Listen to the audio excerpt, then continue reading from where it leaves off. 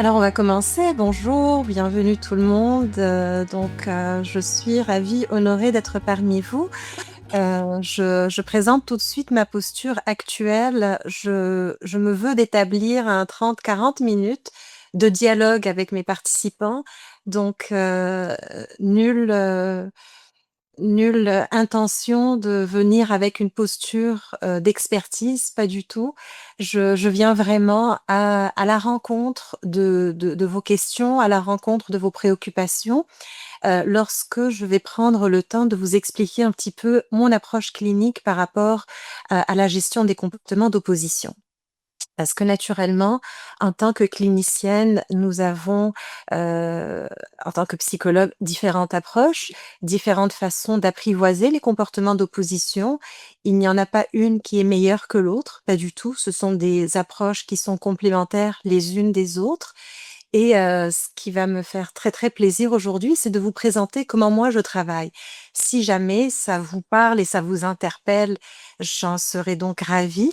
Si ça vous interpelle moins, si ça vous parle moins, si ça suscite des questions, des remises en question, je suis très friande justement, d'accueillir ce que vous avez, à me proposer. Donc c'est vraiment ça ma posture et mon intention en me présentant à vous aujourd'hui. Docteur Tahiri Myriam, psychologue actuellement, à l'Université de Montréal, au centre de santé et de consultation psychologique.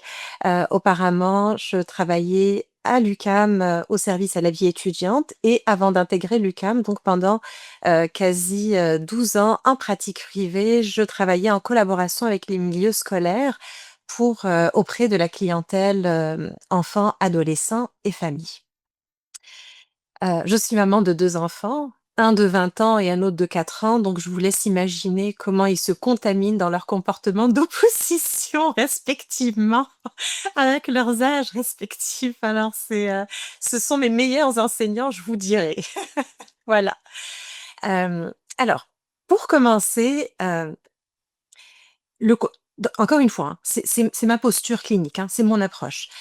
La manière dont j'apprivoise et je vois le comportement de l'opposition, je le vois comme étant le symptôme d'un non-dit. Donc l'enfant exprime quelque chose dans un langage, qui peut être agressif activement ou agressif de façon passive pour exprimer un refus, pour exprimer donc un mécontentement, pour exprimer une résistance face à une attente qui vient de l'extérieur. Ça, c'est un comportement d'opposition. On entend très souvent un comportement d'opposition. En fait, ce qui me désole, je vous dirais, c'est ma posture un peu émotionnelle sur ce plan-là, c'est que je trouve que de plus en plus, on a tendance à associer comportement d'opposition avec provocation. Donc, si l'enfant s'oppose, il y a de la provocation. Alors, tout de suite, j'attendrai pas 50 minutes pour pouvoir, vous donner ma position par rapport à ça. Oui, de façon vulgarisée, de façon observable, dans le langage externe, bien évidemment, l'enfant, quand il va s'opposer, il va provoquer, il va tester les limites. Il va avoir un comportement que l'adulte ou la personne extérieure va juger comme étant provocante et irritable. Vrai. Mais quand on parle, cliniquement parlant, d'un comportement d'opposition avec provocation, on parle d'un comportement d'opposition dont l'intention réelle est de provoquer donc l'adulte en autorité, par exemple, mais avec une intention de jouir du plaisir que cette opposition lui fait vivre lorsqu'il voit que ça crée chez l'adulte un mal-être. Dans le cadre de ce webinaire et tous les autres webinaires qui vont venir et dans le cadre de mes interventions, celles-ci ne sont pas dirigées. Mon approche clinique n'est pas dirigée vers la gestion des comportements d'opposition avec provocation tel que son nom l'indique sur un plan clinique du terme. C'est-à-dire que je n'ai pas testé mes interventions auprès des enfants, auprès des familles qui ont posé des gestes d'opposition dans le but d'avoir et de ressentir du plaisir pour faire du mal à l'adulte. Les interventions que j'ai développées sont vraiment dirigées vers les enfants qui manifeste des comportements d'opposition parce qu'il cache un mal-être, parce que il y a un malaise émotionnel, il y a un affect psychologique qui est derrière ce comportement d'opposition et c'est ce qui vient asseoir mon approche d'intervention. Donc là, très souvent, la question qui se pose, c'est: «Oui, mais moi, je vais faire comment la différence entre un enfant qui s'oppose parce que, il cache un mal-être et il veut exprimer ce mal-être-là, versus l'autre enfant qui s'oppose aussi de la même manière, mais qui en réalité cherche à retirer un plaisir dans son opposition face à l'adulte?» Bah, le seul paramètre qui permet de faire la différence entre un enfant qui s'oppose pour exprimer un malaise émotionnel versus un enfant qui s'oppose parce qu'il retire un plaisir immédiat dans ce qu'il retire de son opposition dans la réaction chez l'adulte, bah, c'est la capacité à s'excuser. C'est la capacité à ressentir un regret face à son comportement. Donc, l'enfant qui va s'opposer, qui, vulgairement parlant, va vous provoquer, va tester vos limites, va vous faire réagir. Il connaît les consignes, mais il va quand même s'y opposer. Il sait ce à quoi il se conforme, mais il va quand même tester les limites. Puis, il va à un moment donné faire sa crise, si jamais il a envie de la faire, ou tout simplement être dans une opposition passive, c'est-à-dire: «Oui, oui, oui, avec grand plaisir», puis finalement, tu peux attendre des heures, il va rien faire du tout. Bah, si à un moment donné, l'enfant va commencer à pleurer, ou bien l'enfant va commencer à s'excuser, ou bien l'enfant va se rapprocher de toi pour essayer de se conformer. Si l'enfant, vous voyez, il y a véritablement une prise de conscience que ce qu'il a fait est pas correct, à ce moment-là, on est avec un enfant qui exprime un comportement d'opposition, qui a caché un besoin, une attente, une ambition qui n'a pas été assouvie, qui n'a pas été écoutée par l'adulte, et donc l'enfant va s'y opposer. Il est là le critère. Alors que l'autre enfant qui va s'opposer en ressentant un véritable plaisir dans sa manière de vous provoquer et qui n'exprime aucun regret, bah, à ce moment-là, on a un pattern de comportement d'opposition cliniquement parlant qu'on parle de opposition avec provocation. Ça va jusque-là? Donc, elle est là la différence. Donc, les interventions que je propose, encore une fois, sont dirigées vers la première catégorie de patients, donc les familles qui ont des enfants qui présentent des comportements d'opposition en psychologie qu'on appelle sans provocation, c'est-à-dire que oui, vulgairement, ils vous provoquent, mais l'intention n'est pas de retirer un plaisir et donc de vous provoquer pour que cliniquement, psychologiquement, il y ait un impact sur l'adulte. Une fois qu'on a établi ça, donc lorsque j'ai commencé à voir ces petits cocos et ces petites cocottes qui sont prises avec ce malaise émotionnel, qui génère en eux une impulsivité comportementale, donc qui génère en eux, un comportement d'opposition qui malheureusement est jugé socialement indésirable, inadéquat. Mais à ce moment-là, je me suis dit: «Bon Myriam, tu as 2 façons de travailler. Soit tu vas travailler avec comment apaiser l'opposition et donc apaiser le dysfonctionnement ponctuel que l'enfant peut créer en lui et autour de lui, ou Myriam essaie de trouver une façon d'intervenir pour à la fois apaiser, mais surtout essayer de générer des interventions qui permettent un développement chez l'enfant. Et j'ai opté pour la deuxième option parce que cliniquement, dans mon expérience, j'ai trouvé que les enfants parvenaient à collaborer à moyen long terme de façon, p plus alléchante lorsqu'ils comprennent que l'intervention qu'on met auprès d'eux, en fait, a une portée développementale. Lorsque l'enfant comprend qu'on intervient pour son bien, qu'on intervient non pas parce qu'on veut instaurer un rapport de force, non pas parce qu'on veut instaurer un rapport de hiérarchie, lorsque l'enfant comprend que finalement, ce pourquoi l'adulte intervient est dans son intérêt et que l'enfant constate le développement que cette intervention a sur lui, ben, premièrement, ça crée un lien d'attachement sécure parce que l'enfant se dit: «J'ai confiance en l'intervention en l'adulte». L'adulte n'est pas là pour asseoir une autorité sans tenir compte de mon propre développement. Ça, c'est la première chose. Et la deuxième chose, bah, plus les défis développementaux vont grandir, vont s'élever dans le temps, bien évidemment, l'intervention va devoir être ajustée et plus, ben, votre enfant va collaborer davantage. Donc, quand on a malheureusement des adolescents qui arrivent vers 15-16 ans et puis que ça devient très compliqué pour eux auprès d'eux, pardon, d'instaurer des limites, ben, c'est parce que malheureusement, dès l'enfance, euh, le lien entre une figure d'autorité, que ce soit un parent, un enseignant ou toute autre figure d'autorité et cet enfant-là, n'a pas permis de créer ce lien de confiance dans l'intervention auprès de cet enfant. Donc quand on arrive à l'adolescence et qu'on veut instaurer des règles pour pouvoir, justement structurer l'opposition, bah, ça devient un peu plus compliqué.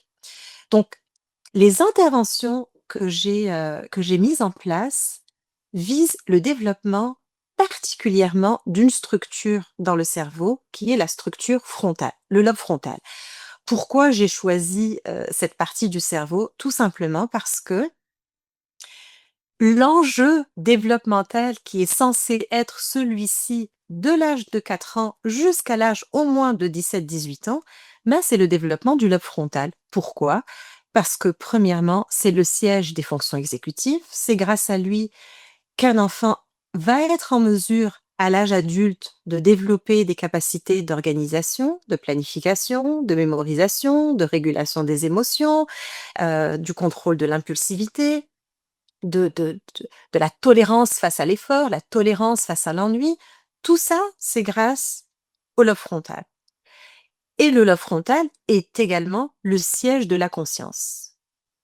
Donc, il était pour moi évident, c'était même pas discutable, que si j'avais à instaurer une pratique d'intervention, autant l'instaurer pour promouvoir le développement du lobe frontal, pour justement faciliter le chemin de vie de cet enfant qui va devenir adolescent, qui va devenir un jeune adulte, qui va devenir par la suite un adulte.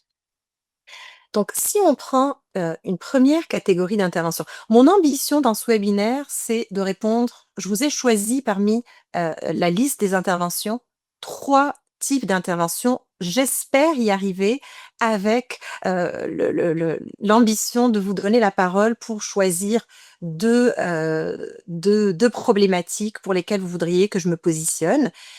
Si jamais je vois que, le temps file, peut-être que je vais réduire, mon objectif. Ça va? Donc, si on prend par exemple le fameux système de récompense, OK? On va prendre cet exemple-là. On entend très souvent les parents dire: «Ben, quand je veux que mon enfant fasse quelque chose et que je veux le motiver, ben, je vais lui promettre telle chose. Donc, si tu fais ce que je te propose, tu auras telle récompense. Et si tu le fais pas, bah, tu auras pas la récompense.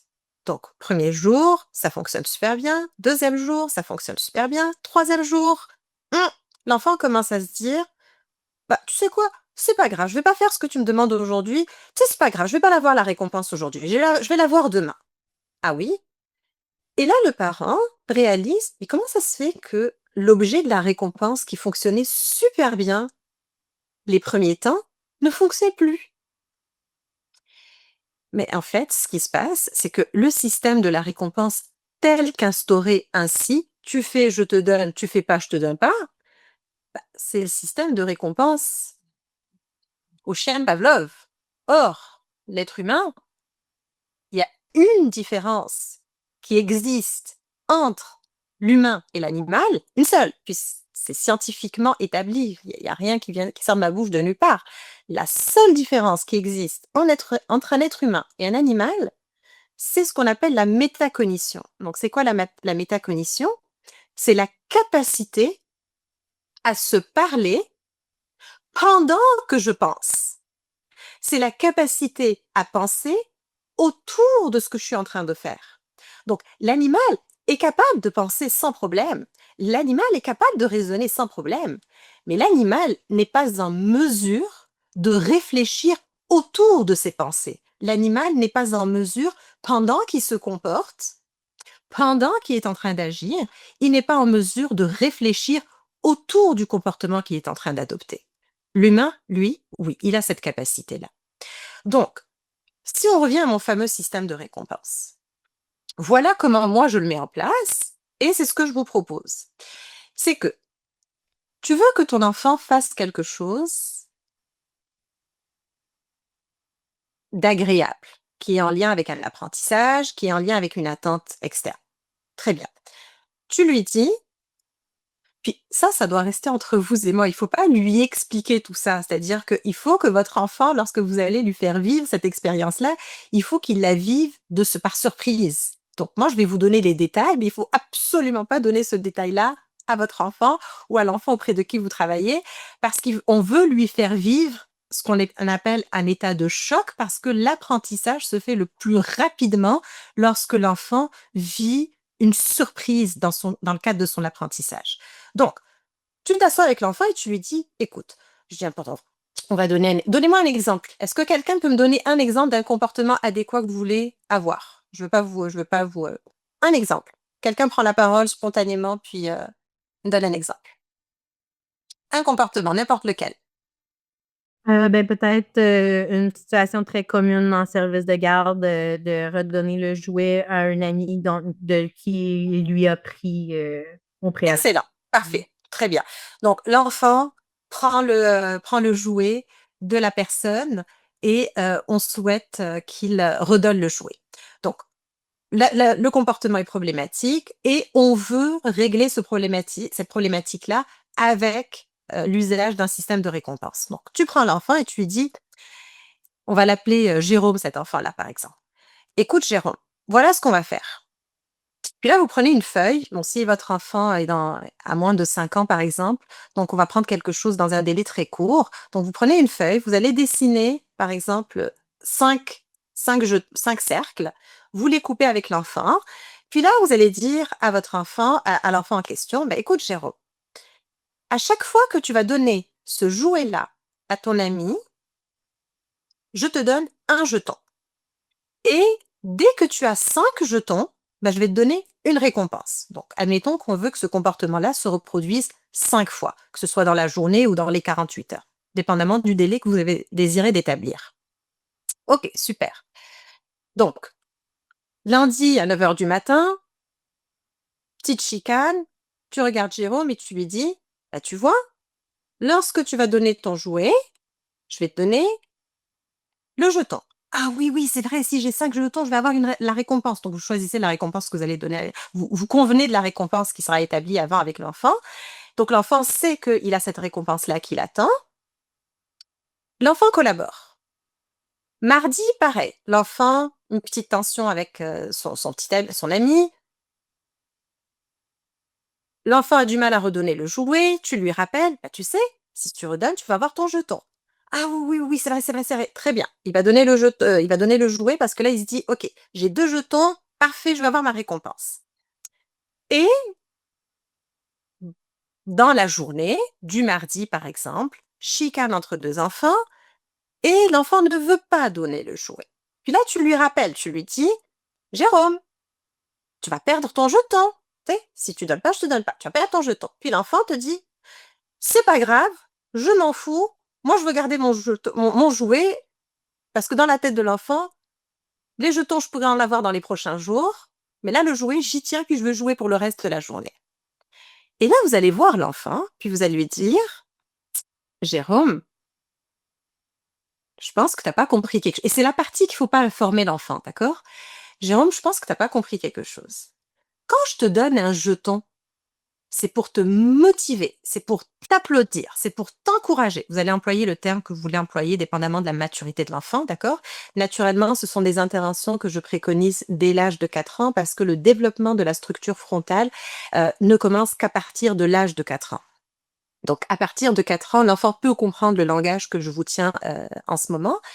Et donc, tu vas lui dire, bah, écoute, Jérôme, si tu ne donnes pas ton jouet, tu vas perdre ton jeton, vrai, mais tu vas quand même continuer à donner ton jouet. Donc, je resterai à tes côtés jusqu'à ce que tu donnes ton jouet. Puis l'enfant va vous dire, oui, mais moi, je veux pas le jeton. Je m'en fous du jeton, je veux garder mon jouet. Jérôme, je te répète, le jeton, c'est uniquement pour t'encourager, pour te féliciter quand tu le fais. Mais si tu le fais pas, tu vas pas l'avoir ton jeton. Tu le veux pas, c'est correct, tu vas pas l'avoir. Mais tu vas quand même faire ce que je te demande. Donc là, vous allez retirer le jouet de chez l'enfant et vous allez le donner. Donc, il faut qu'il le donne. Il faut que ce jouet-là soit redonné à l'autre enfant. Et là, la crise va survenir. Dans un prochain webinaire, je vous dirai comment gérer la crise quand la crise arrive, parce que là, j'aurai certainement pas le temps. Il me faudrait 30 minutes pour vous dire comment on gère ce genre de crise. Et à un moment donné, la crise va se calmer. Je vous le jure. À un moment donné, la crise va se calmer. Soit l'enfant va se calmer, soit il va venir vers vous, soit il va s'excuser, soit il va pleurer. Bref, l'enfant va se diriger vers vous pour retrouver un état de calme. Pourquoi? Parce qu'un enfant qui est stressé, ou bien un enfant qui vit une détresse, ou bien un enfant qui est irrité par quelque chose, génère du stress dans le corps de cet enfant-là, et instinctivement, physiologiquement parlant, ça va venir activer le système de l'attachement, et si l'enfant a confiance en la figure de l'adulte, il va chercher une proximité auprès de l'adulte, parce que c'est par ce lien, cette proximité-là, cette recherche du réconfort qui va apaiser l'enfant. Donc, la crise, à un moment donné, va se réduire parce que l'enfant, de toute manière, à un moment donné, va vouloir rechercher le réconfort auprès de la figure d'autorité s'il se sent en confiance auprès de cette figure d'autorité-là. Quand l'enfant va venir vers vous, parce que physiologiquement, le système de l'attachement va s'enclencher pour que justement l'enfant puisse retrouver un état de calme et que l'adulte y répond favorablement. Donc, va répondre à cette demande de proximité, va répondre à cette demande de réconfort. Et c'est là qu'il faut intervenir, c'est-à-dire que l'enfant, une fois que vous l'avez réconforté et qu'il est apaisé, vous revenez vers lui et vous lui dites, tu sais, Jérôme, j'aimerais revenir vers ce jouet-là. Vous allez faire l'intervention que vous avez envie d'intervenir, de faire dépendamment du contexte. Donc, admettons, je sais que tu l'aimes beaucoup ce jouet, je sais que tu y tiens beaucoup, je sais qu'il a une valeur pour toi, mais tu sais, il faut apprendre à partager. Alors, voilà ce que je te propose, Jérôme. OK? Je veux qu'on revienne sur ce jouet-là. Donc, je vais demander à Jennifer de te le reprêter, puis montre-moi comment tu vas le redonner. Donc là, Jennifer, tu vas lui dire, OK, Jennifer, redonne-moi ce jouet-là, je vais le donner à Jérôme parce que je veux voir comment Jérôme va tenir sa promesse et redonner le jouet en question. Jérôme va faire ce que vous allez lui demander parce qu'il a bien vu que vous n'avez pas abdiqué, il a bien vu que vous n'avez pas démissionné, il a bien vu que sa crise ne lui a pas donné raison. Donc, il va faire ce que vous allez lui demander. Mais il va le faire avec une forme de, dépendamment des tempéraments, soit il va le faire avec une forme de fierté, soit il va le faire de plein gré, soit il va le faire avec une forme d'orgueil, soit il va le faire avec colère, mais il va le faire. Mais il va finir par le faire avec un certain effort. Et c'est à ce moment-là précis qu'une fois que le geste, le comportement désirable a été posé, que tu prends la petite feuille en question avec les petits jetons et tu ne donnes pas un jeton, mais tu donnes 2 jetons à l'enfant. Et tu viens vers Jérôme et tu lui dis, tu sais, Jérôme, tu as fait ce que je t'ai demandé, puis il y avait un pacte entre toi et moi. Le pacte, c'était, si tu fais, je te donne. T'as fait, je te donne. Puis là, l'enfant, il se peut qu'il vous regarde bizarrement ou il se peut même qu'il vous dise, oui, mais tu sais, j'ai fait ma crise. Oui, c'est vrai. Mais tu sais quoi? C'est pour ça que je te donne un deuxième jeton. C'est parce que je veux absolument féliciter, applaudir le fait que tu aies fait ce que je t'ai demandé alors que c'était pas facile pour toi, alors que tu étais fâché, alors qu'il y avait un effort que je t'ai demandé de faire et tu as accepté de le faire. Donc je veux te récompenser aussi pour cet effort-là. Et c'est à ce moment-là que vous créez un apprentissage chez l'enfant parce que l'enfant va se dire, et c'est là qu'il va se parler, il va se dire, OK, cet adulte-là, non seulement a tenu sa promesse en me récompensant parce que je l'ai fait, mais en plus cet adulte-là a été sensible et a été sensibilisé par le fait que j'ai dû le faire alors que c'était pas évident pour moi. Un, vous créez le lien d'attachement, un lien d'attachement sécure entre l'enfant et le donneur de soins. Et deux, ce qui va se passer, et c'est là qu'on développe graduellement la structure frontale, c'est que la prochaine fois, lorsque l'enfant va être amené à s'opposer, il va s'opposer les premières fois pour le même jouet, mais ça va se réduire en intensité et en temps. Pourquoi? Parce qu'il va se dire: «OK, si je le fais dans l'effort, je vais quand même avoir ma récompense et je vais l'avoir plus rapidement, ma récompense. Donc tu sais quoi? Faisons-le». Et effectivement, les premiers jours, lorsque vous allez instaurer ce système de récompense de cette manière-là, effectivement, l'enfant, ça va être difficile pour lui de s'opposer, de se conformer. Donc, plus vous allez mettre en place ce système de récompense qui est celui de tu le fais malgré toi, je le vois et je te récompense, et plus l'enfant va se dire, OK, très bien, cet adulte-là est capable de me récompenser lorsque je fais un effort avec ou contre mon gré. Puis là, je vais avoir très souvent mes étudiants, lorsque j'enseignais le cours psy de la famille, les étudiants, quand je leur enseigne cette façon de récompenser, ou les parents ou les éducateurs, éducatrices vont me dire: «Oui, mais est-ce que cette manière de récompenser ne va pas encourager l'enfant à faire des crises exprès pour pouvoir plus rapidement sa récompense et avoir le double de la récompense plus rapidement?» Et je réponds: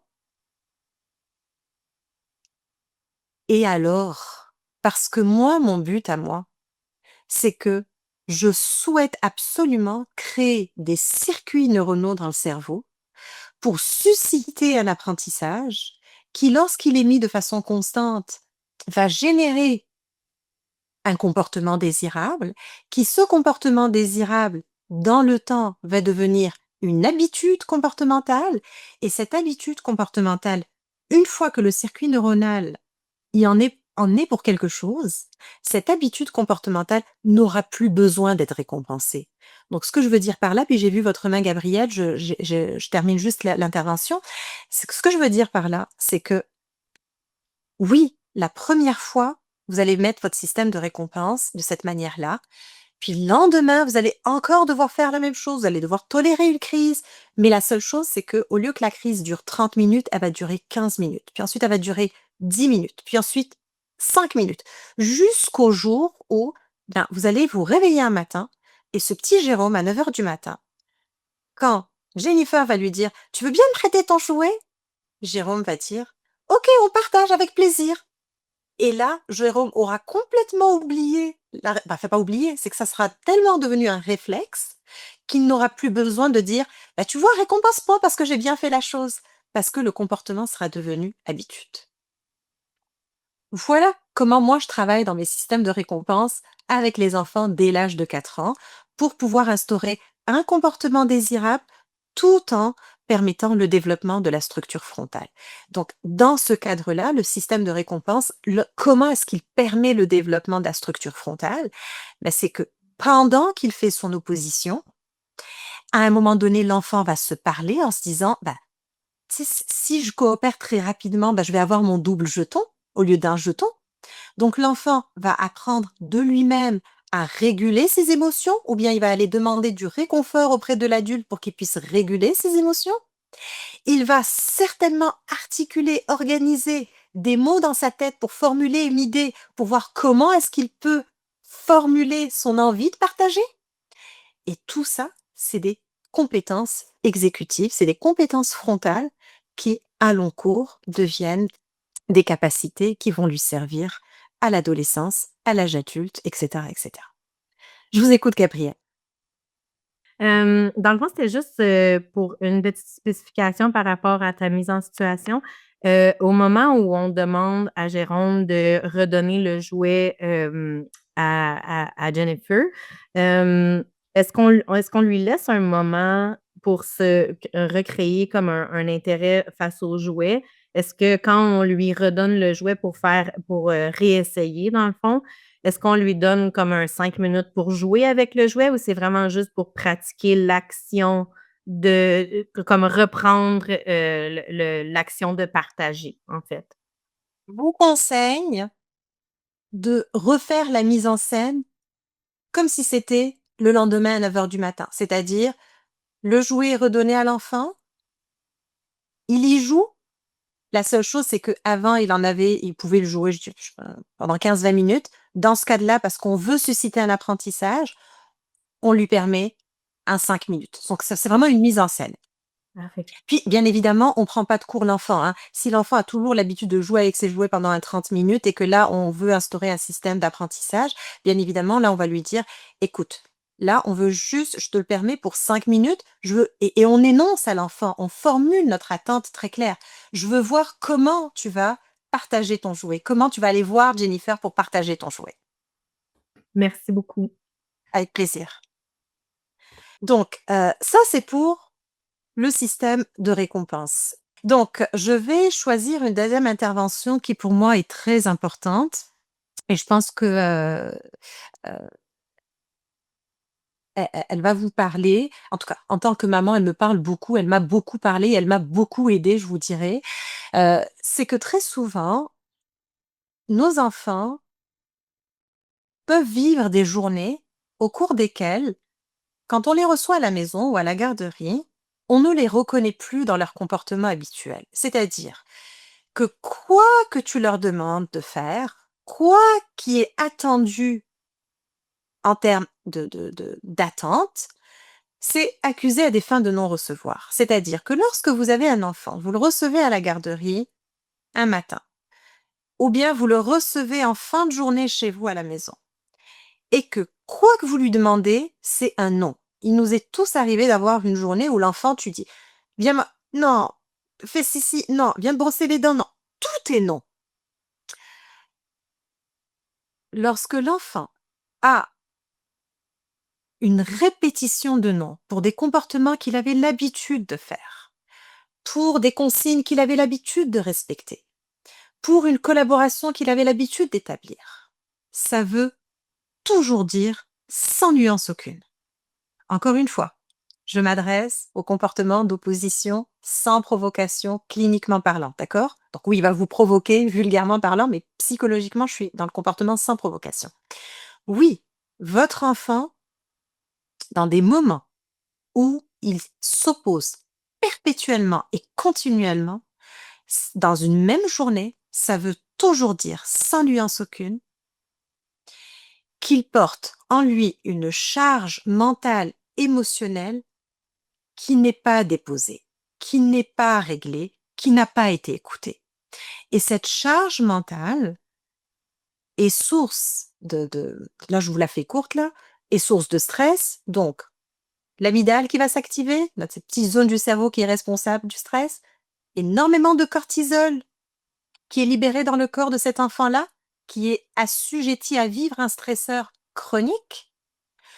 Un haut niveau de cortisol dans le corps affaiblit un corps, donc un corps devient plus fragile, plus fatigué.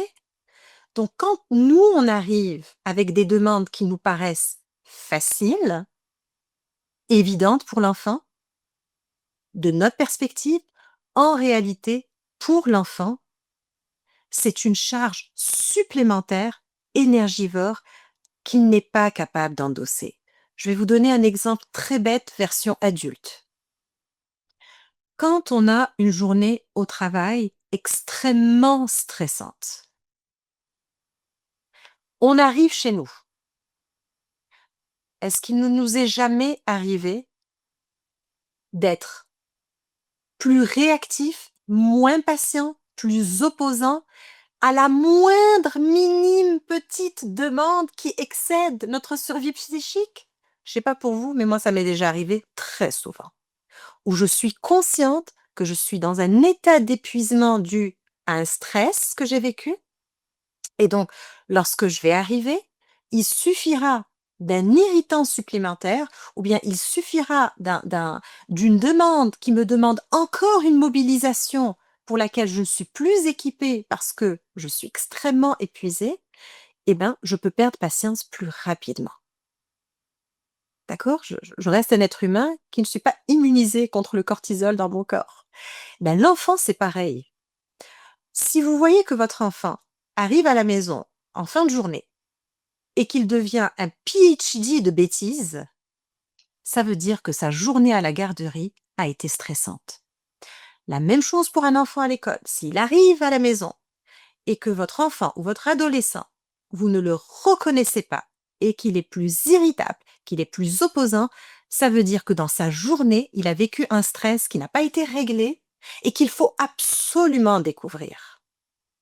Pareil pour la garderie, lorsque vous voyez que votre enfant, dès 8h, 8h30, vous n'arrivez pas à le gérer, ça veut dire qu'à la maison, ou ça veut dire que la réalité familiale porte un élément de stress qui n'est pas réglé, qui est chronique et qui épuise l'enfant.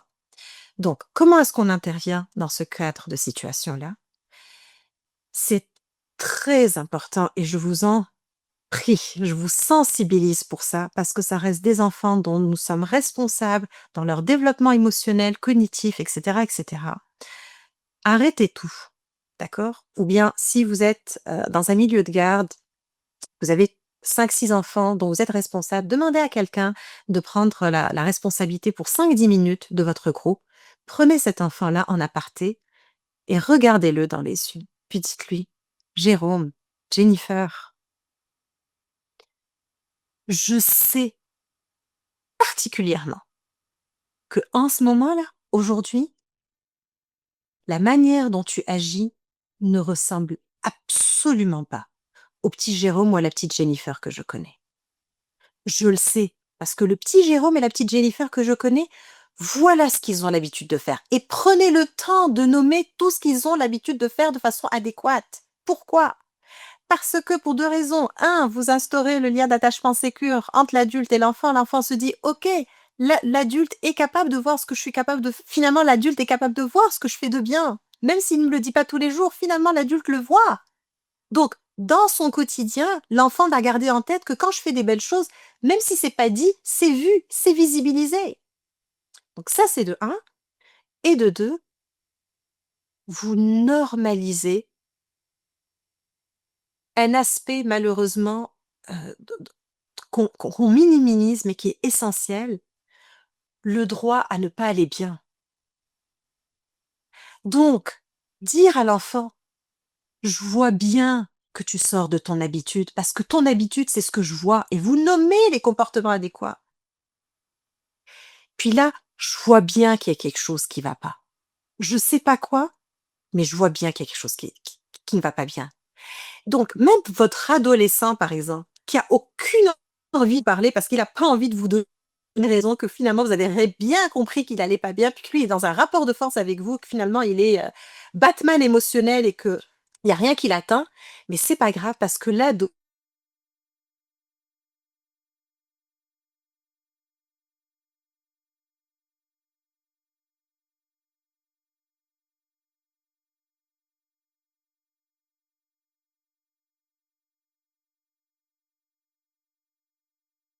puis ça, c'est la pierre angulaire pour réduire les risques d'émergence des idées noires chez nos enfants et nos adolescents. C'est quand l'enfant et l'adolescent est capable de se dire: «J'existe dans le regard de quelqu'un, autant quand je vais bien, autant quand je vais moins bien». Donc il faut avoir cette discussion-là avec nos enfants, puis ensuite lui proposer: «Est-ce que tu veux me faire un dessin? Est-ce que tu veux écrire? Est-ce que tu veux m'en parler de la manière dont toi tu as envie d'en parler? Est-ce que tu veux en parler à quelqu'un d'autre? Est-ce qu'il y a une autre éducatrice avec qui tu voudrais parler?»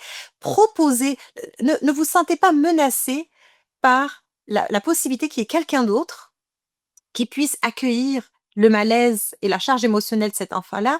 Ne vous sentez pas menacé parce que l'essentiel, c'est on s'en fout à qui l'enfant parle. Ce qui est important pour nous, c'est que cet enfant-là dépose ce stresseur-là pour réduire le niveau de cortisol et qu'il puisse retrouver son énergie pour faire ce qui est attendu de lui dans son quotidien. C'est ça qui est essentiel. Voilà, et je termine avec, la dernière, troisième intervention. Bon, de façon encore beaucoup plus courte, je vous sensibilise, tout simplement à une attitude qu'on serait tenté d'avoir lorsque nos enfants s'opposent et nous provoquent et peuvent être amenés à avoir des comportements qui nous blessent parce que en tant que parents, nous restons aussi, avant d'être parents, nous étions aussi des êtres humains avec un héritage affectif, avec des blessures et que nous portons avec celles de nos enfants lorsqu'on devient parent. Donc, lorsque l'enfant peut être blessant dans sa façon d'agir, dans sa façon de se comporter, peut être provoquant dans sa façon d'être, on pourrait être tenté de tomber dans une forme d'indifférence, pas d'ignorance. Quand on ignore un comportement, il y a encore cette intention de se dire, OK, j'ai conscience que j'ai envie d'ignorer ce comportement-là. L'indifférence, c'est quand finalement je ne m'intéresse plus du tout, ni au bon coup, ni au mauvais coup de l'enfant. Et ça, je remercie la docteure Nicole Resnier, à qui je rends hommage parce que c'est elle qui m'a formée dès mes débuts, il y a bien longtemps de cela, que j'embrasse très affectueusement d'ailleurs, qui nous a toujours appris la chose la plus dévastatrice qu'on puisse faire à un enfant, c'est de lui être indifférent. Donc quand vous voyez que vous êtes blessé, quand vous voyez qu'il y a quelque chose qui vient vous chercher, je préfère que vous disiez à votre enfant: OK, j'ai besoin d'un peu de temps, j'ai besoin de réfléchir, j'ai besoin de j'ai besoin d'un peu de temps, j'ai besoin de prendre du recul avec tout ce qui se passe. Ou bien, si l'enfant comprend pas, que vous vous parliez de cette manière-là à vous, ou bien que vous parliez à votre partenaire, à votre conjoint, conjointe, et cetera. Je préfère que vous preniez une distance avec ce que ça vous fait vivre et revenir vers l'enfant plutôt que de tomber dans l'indifférence parce que, et je termine avec ça, un enfant auprès de qui nous lui sommes indifférents est un enfant qui va à tort, croire qu'il n'est plus important pour nous.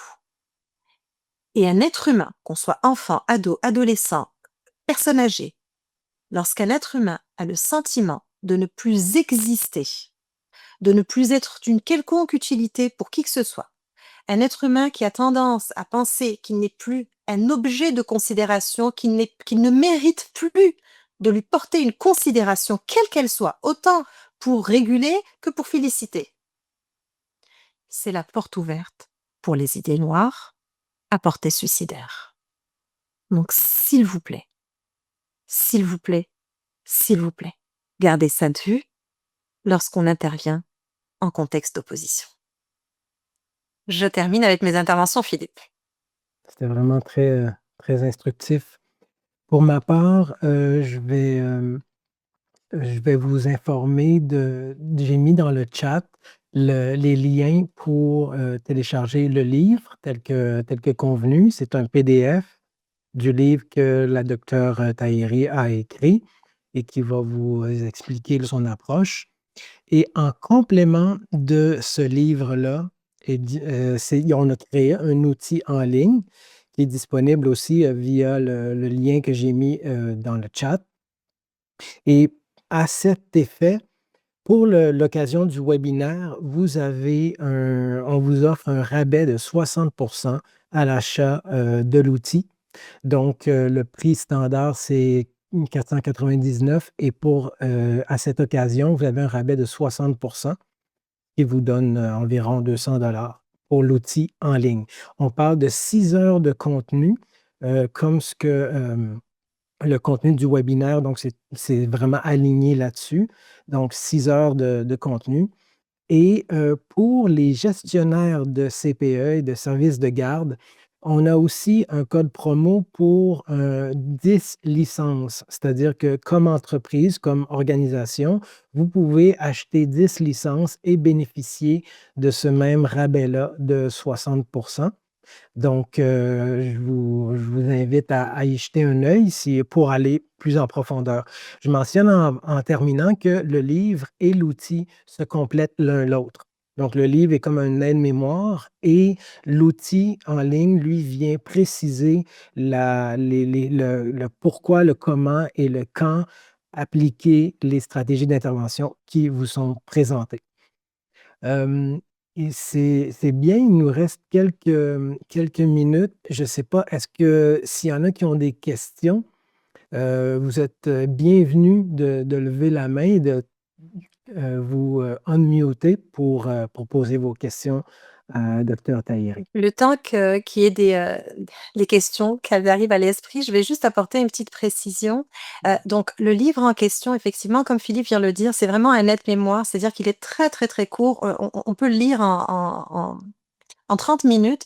La raison pour laquelle je ne l'ai jamais mis en vente et je l'ai toujours, soit offert à mes patients ou à mes étudiants, c'est parce qu'il n'est pas possible de l'appliquer si on ne comprend pas, la démarche avec toutes les étapes pour mettre en place l'intervention. Donc c'est comme ça qu'on a créé les capsules, vidéo où on reprend 10 à peu près 10 stratégies, comme ce que je vous ai fait avec le système de récompense. Donc 10 stratégies, puis je vous présente vraiment en détail l'intervention avec les nuances et les prises de conscience à mettre en place entre apaiser l'opposition et en quoi ça vient développer le lobe frontal. J'en profite ici pour sauter et vous inviter à poser vos questions, pour, justement avoir accès à la docteure Tahiri. C'est un peu l'idée de créer ces webinaires-là et en passant, très important, je mentionne que le 12 novembre, on va refaire un autre webinaire, comme ça, qui va tourner autour de la gestion des écrans. Donc, il va y avoir aussi une question une période de questions-réponses. Donc, vous êtes les bienvenus. Vous allez recevoir un courriel là, qui va annoncer cet événement-là, ce webinaire-là. Et j'en profite pour vous dire, si ce n'est pas déjà fait, de vous rendre sur le site de Mon Chemin et de vous inscrire à l'infolettre. C'est la meilleure façon d'être au courant des dates de webinaire ainsi que les sujets qui seront abordés. Le dernier mot, je vais le laisser à Monsieur Riyad. Bonjour. Au fond, moi, je suis propriétaire d'un service de garde et on vit parfois des situations avec le trouble d'opposition. Et je me demandais, comme une éducatrice, quand elle est en pleine action avec les enfants autour de elle, comment est-ce qu'elle va faire pour s'occuper d'un enfant qui part en crise? C'est un petit peu ça la difficulté en fait dans la gestion de l'opposition, de donner une réponse avec un raccourci rapide. C'est parce que je pourrais être amenée à poser moi aussi des questions pour pouvoir vous répondre. C'est-à-dire, dans quel contexte ça s'est fait? Puis comment l'intervenante a réagi? Et qu'est-ce qui a généré l'opposition chez cet enfant-là? Donc il y a pas mal de questions pour que je puisse répondre, vous répondre. La manière la plus simple, je vous dirais, c'est que l'enfant est en train de faire alors si je comprends bien, l'enfant est en train de faire sa crise devant les autres enfants, c'est bien ça? Oui, très bien. Donc l'enfant est en train de faire sa crise devant les autres enfants. Bien évidemment, il y a 2 façons, d'opérer, d'accord? C'est que si jamais, tout dépend encore du contexte d'apprentissage qu'on veut, mettre en place auprès de l'enfant. Si jamais on veut si on veut instaurer un apprentissage qui est celui de: «Si tu fais ta crise, tu auras pas plus ce que tu demandes», parce qu'on veut établir un respect au niveau, de la mise en place des consignes et de la mise en place des règles. Si on veut mettre ça en place, l'enfant, bah, s'il fait sa crise devant tout le monde, c'est un petit peu l'équivalent de l'enfant qui fait sa crise dans un supermarché parce que sa maman veut pas lui acheter sa barre de Kit Kat à la caisse lorsqu'on arrive pour payer, d'accord? Donc l'enfant va faire sa crise, on le regarde, on lui dit: «OK, je comprends que tu vis X, Y, Z émotions. Je suis là si tu as besoin de moi, mais je suis là pour t'écouter à partir du moment où tu veux me parler».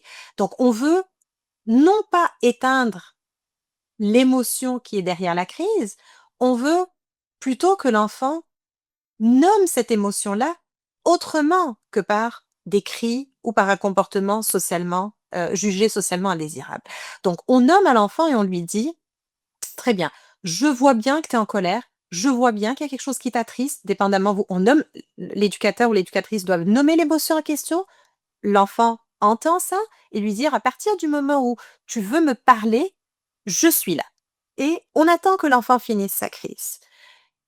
Ça, c'est le premier cas de figure. Maintenant, si on est dans un cas de figure où l'enfant fait sa crise parce qu'en réalité, depuis le matin, il est dans du: «Non, non, non, non, non, non, non», puis que finalement l'éducatrice ou l'éducateur n'a pas compris qu'en fait l'enfant traînait avec lui un stresseur depuis hier ou depuis 3 jours et qu'à ce moment-là, bah, c'est l'éducateur ou l'éducatrice qui est en train d'écoper malheureusement de ce stresseur-là, bah, à ce moment-là, c'est ce que je vous conseille. C'est que s'il y a quelqu'un qui peut prendre en charge le groupe pour ponctuellement prendre l'enfant à part, on ne fait pas ce type d'intervention devant les autres enfants parce qu'on ne veut pas que l'enfant se sente humilié ou vivre, ou bref, on veut pas atteindre la fierté de cet enfant-là, ni sa dignité. Donc on prend l'enfant à part, on lui dit: «Viens, je tu sais, je veux te parler, je veux régler quelque chose avec toi» et bien évidemment, l'enfant va peut-être avoir peur parce qu'il va avoir peur de: «Est-ce que c'est parce qu'elle veut me punir? Est-ce qu'il y a une conséquence?» Donc le rassurer, lui dire: «Non, non, pas du tout. Je vois bien qu'il y a quelque chose qui va pas. Puis moi, ça me fait de la peine de voir que tu es dans cet état-là. Puis j'ai pas envie de parler devant les autres enfants. Ça ne regarde pas les autres enfants, ce qui se passe entre toi et moi en ce moment. Donc tu sais quoi là? Moi, j'ai envie que ça soit notre secret». Donc établir la complicité pour amener l'enfant justement vers une mise à l'écart et lui parler telle que l'intervention que j'ai proposée tout à l'heure. Est-ce que je sais que je fais un raccourci, Riyad, on pourrait en parler pour 2 heures de temps, mais au moins ce sont les stratégies de base, pour lesquelles je peux répondre en 2-3 minutes. C'est bon? Parfait. Gabrielle, je vous écoute. Dans le fond, c'était juste un petit peu pour, parler de qu'est-ce que Riyad disait aussi en même temps, face à qu'est-ce que toi tu as dit aussi. Dans le fond, la réalité en garderie en ce moment, c'est pas mal la même partout, donc on manque énormément de personnel. On a, une grosse pénurie à ce niveau-là. Donc des fois, c'est pas toujours évident de pouvoir, donner notre groupe en charge à quelqu'un d'autre ou quoi que ce soit. Donc c'est sûr que en ayant travaillé plusieurs années dans les garderies, ben, on développe des petits trucs pour essayer de se multiplier, même si on est juste une personne. Puis, si on parle des 4 ans et plus, c'est très facile à cet âge-là aussi d'utiliser un enfant qu'on sait qui coopère bien pour sortir un bac de jouets ou, quoi que ce soit pendant que nous, on gère, la crise de l'enfant qui ne va pas bien. Puis à ce moment-là, c'est plus facile aussi de juste prendre l'enfant en seul à seul et d'aller un petit peu plus loin pour justement éviter de l'humilier, comme tu disais, et d'avoir vraiment un petit moment privilégié avec cet enfant-là. Mais ça, c'est quelque chose que nous, on utilise souvent, face à notre manque de personnel, c'est qu'on va aller chercher nos petits mini aides éducateurs, puis généralement, entre 4 et 5 ans, il y en a plusieurs dans un même groupe qui aiment, avoir cette responsabilité, ce rôle-là à jouer dans un groupe. Donc, tu sais, on essaie souvent d'utiliser, au maximum les forces de nos amis pour, alléger dans des situations comme ça justement là. Tu sais, on va avoir un petit peut-être qu'on n'aura pas un 15-20 minutes à élaborer avec l'enfant en crise, mais on va avoir un petit moment pour que l'enfant en crise se sente entendu, mais que le restant du groupe puisse continuer à s'amuser ou à faire quelque chose d'autre entre-temps. Votre répartie, Gabrielle, est très, très, très précieuse, parce que tout simplement, vous mettez en exergue la préoccupation qu'on doit avoir, c'est pas tant, c'est: «Est-ce que je peux le faire ou est-ce que je peux pas le faire?» C'est: «Je dois le faire, comment je m'organise pour le C'est faire?» ça. Le C'est système débrouillardise embarque mais et on oui, fait qu'est-ce qu'on peut avec mais les oui, qu'on a dans le moment où tout on à fait et c'est les réalités partout. Je veux dire à oui. l'université, on a les mêmes réalités, une très forte demande, peu perso donc c'est aujourd'hui, je pense qu'on doit dépasser le: «Est-ce que je peux le faire?» C'est plutôt: «Je dois le faire, comment je me débrouille?» et je terminerai sur ça. Donc encore une fois, Merci beaucoup. avec grand plaisir. Merci à vous, Gabrielle. Je termine sur ça, Riyad. Donc, c'est vraiment garder en vue que soit on intervient de manière à ce qu'on puisse avoir un moment privilégié avec l'enfant pour pouvoir l'apaiser, ou soit on est dans un contexte où on va tolérer qu'il se peut qu'il y ait une crise, mais il faut avoir foi que cette crise-là va diminuer dans le temps à partir du moment où il y a une constance et à partir du moment où il y a un lien d'attachement qui est sécure et j'insiste sur cette sécurité-là du lien. Je vous souhaite une excellente fin de journée et j'ai été honorée de vous recevoir via ce webinaire.